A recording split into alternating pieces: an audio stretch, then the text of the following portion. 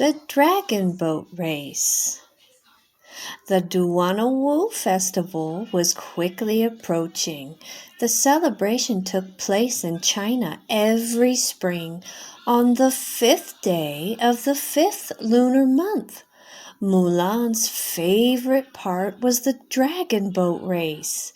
Each spring, Mulan watched the boats from other villages race down the river. This year, Mulan wanted to do more than watch. Our village should enter the race, Mulan told her family. Her father agreed. This would bring honor to their village, but her mother was worried. The village had never taken part before. Would they know what to do? Grandma Fa reminded them that Mulan had once never traveled beyond their village. There's a first time for everything. Mulan announced her idea to the village. The villagers were hesitant but excited to try something new. Mulan explained that they would learn just as the teams from other villages had learned. There's a first time for everything, she said. Outside the temple of the ancestors, Mulan asked Mushu to help choose what color to paint the boat. Well, it should look like me, of course, Mushu said. Together, Mulan and her teammates painted the boat to match Mushu's fiery red scales and orange belly. Mushu admired their handiwork.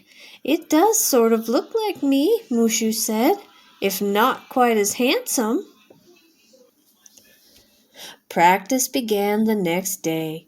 Mushu volunteered to be the drummer.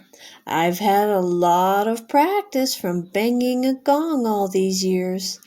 Mulan showed Mushu how to keep a steady rhythm for the team to follow. She clapped her hands. 1, 2, 3. Mushu thumped the boat drum.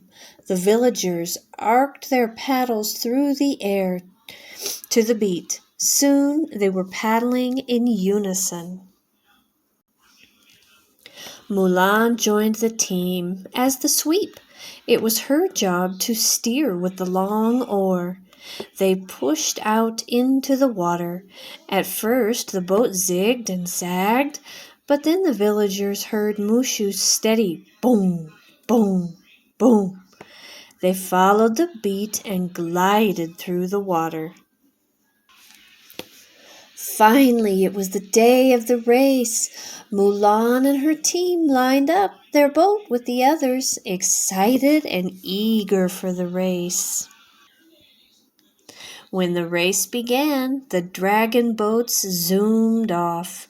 Each drummer pounded out a different rhythm. As the other boats whizzed past, Mulan's team struggled to hear Mushu's steady beat. Mulan tried to steer as the waves from the other teams slapped against the side of their boat. She clutched her oar fearfully as the boat tipped this way and that. The drum bounced out of Mushu's hands and into the water. He reached out to grab it and he fell in. Splash! Mulan helped her teammates fish Mushu out of the river. He raced back to his spot, but the team didn't notice that their boat was heading for the reeds. They crashed. The villagers slumped in their seats. How could they finish the race now? We can't give up, Mulan told her team. She knew quitting would not bring honor to their village. They'd lost their drum, but they still had their paddles, their boat, and their team. It's true we've never paddled without a drum, Mulan said, but there's a first time for everything. And there's one thing we can do that isn't a first. Work together. Mulan reminded the villagers that together they'd built and painted a dragon boat. Together they'd trained for the race. And together we can get to the finish line, she cheered. And I can still give you a steady beat, Mushu said. He clapped his hands. The villagers smiled, lined up their paddles, ready to row. Together, Mulan and her teammates steered the boat back into the river.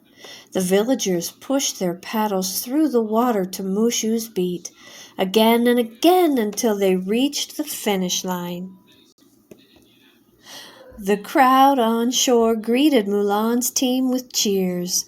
Although they were the last dragon boat to arrive, they were the first to complete the race without a drum. That night, Mulan and her teammates and the rest of the village found another thing they could do together: celebrate. Thank you so much for watching and listening today. Please don't forget to give us a thumbs up, and if you subscribe, you'll never miss another story. Thanks for watching. Bye.